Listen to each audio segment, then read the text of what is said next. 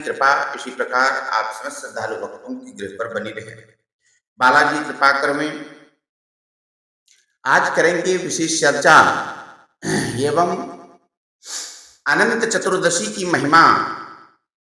भगवान गणेश की पूजा 10 से 12 दिन तक आप निरंतर भगवान गणेश की बड़ी ही शुद्धता और सात्विक तरीके से भगवान गणेश की पूजा कर निवृत्त हुए एवं आज अनंत चतुर्दशी का व्रत किया, भगवान नारायण की पूजा की। हमने भी कई श्रद्धालु भक्तों के यहाँ भ्रमण किया, देखा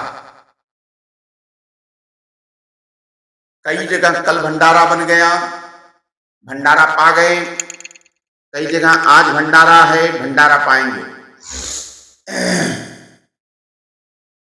भंडारा पाने में कोई दिक्कत नहीं है, भंडारा लेने में कोई दिक्कत नहीं है, परंतु हमने कई जगह ऐसा भी देखा कि भंडारा जो है वह बिना स्नान किए, बिना नहाए धोए लोग खाना बनाने में लगे, भोजन बनाने में लगे हैं। पूड़ी सब्जी अलग बन रही है, हलवा अलग बन रहा है, तहरी अलग बन रही है, या XYZ जो भी आप बना रहे हैं, बिना स्नान किए ही लगते हैं। वही प्रसाद भगवान को भोग लगेगा।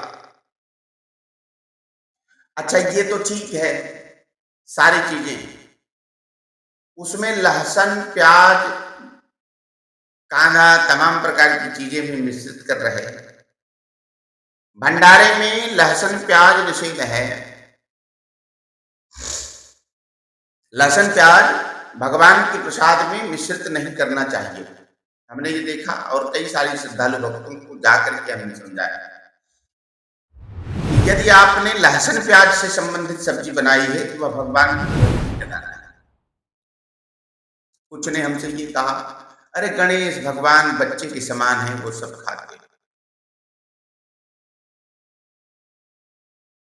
क्या कहा? गणेश भगवान बच्चे के समान है, वह सब खाते हैं।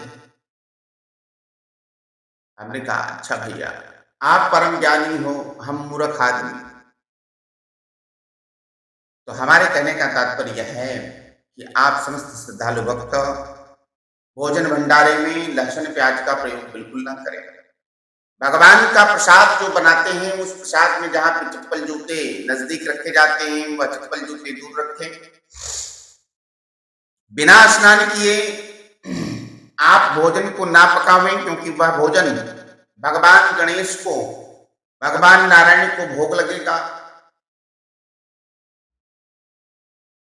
और सात्विक तरीके से भोग लगाने पर आपको सात्विकता प्रदान होगी, वह खाएंगे अन्न आप, भगवान खाएंगे। उससे जो है मन साफ होगा, मन तृप्त होगा एवं हमारे शरीर में दूषित कलुषित तमाम प्रकार की वासनाएं, तमाम प्रकार की दोष पाप हमारे धुल जाते हैं। इसलिए आप समस्त श्रद्धालु भक्त इस सात्विकता का, इस शुद्धता का, इस पवित्रता का पूर्णतया पूरी तरीके से ध्यान रखें, क्योंकि ईश्वर को लगाया गया भोग इस प्रकार से नहीं लगाना चाहिए।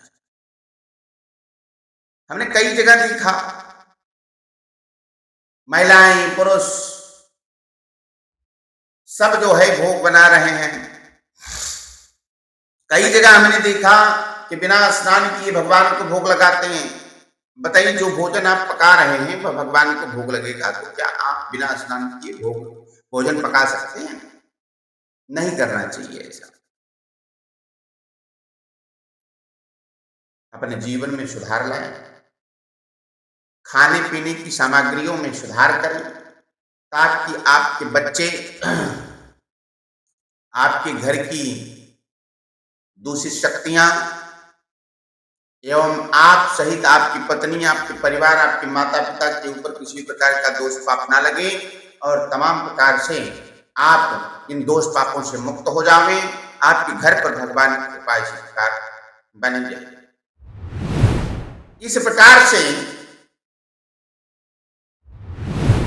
भोज और भंडारा बनाएंगे तो ही भगवान स्वीकार करते हैं।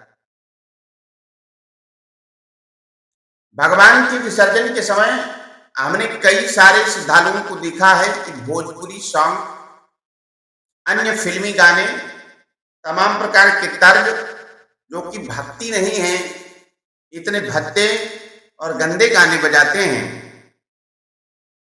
क्या यह करने से आपको भगवान गणेश की कृपा प्राप्त होगी? बिल्कुल नहीं। भगवान गणेश की कृपा प्राप्त करने के लिए आपको भगवान गणेश का भजन गाना है, भक्ति भजन बजाना है, राधा नाम जप बजाना है, इससे ही आपको लाभ प्राप्त होगा।